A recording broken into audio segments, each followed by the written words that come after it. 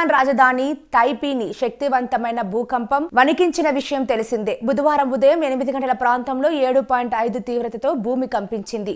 భారీ భూకంపం కారణంగా 4 ప్రాణాలు కోల్పోగా సుమారు 60 మందికి పైగా గాయాల పాలయ్యారు. దక్షిణ తైవాన్లోని హులియాన్ సిటీకి 18 కిలోమీటర్ల దూరంలో భూకంప కేంద్రాన్ని గుర్తించారు. భూ అంతర్భాగంలో 34.8 కిలోమీటర్ల లోతులు కదలికలు సంభవించాయని యుఎస్ జియాలజికల్ సర్వే వెల్లడించింది. ఆ తర్వాత 6.5 తీవ్రతతో మరో భూకంపం కూడా సంభవించినట్లు యుఎస్జిఎస్ వెల్లడించింది. 25 ఏళ్లలో తైవాన్ను తాకిన బలమైన భూకంపం ఇదే అని అధికారులు తెలిపారు. భూకంపం దాటికి పెద్ద ఎత్తున భవనాలు ఊగిపోయాయి. పలు బ్రిడ్జులు సైతం కుదుపులకు లోనయ్యాయి. దీంతో ప్రజలు తీవ్ర భయాందోళనకు గురయ్యారు. ఎక్కడి వారు అక్కడే ప్రాణ భయంతో నిలబడిపోయారు. బిల్డింగులు, బ్రిడ్జిలు కూలిపోతున్న దృశ్యాలు ప్రస్తుతం నెట్టింట వైరల్ అవుతున్నాయి.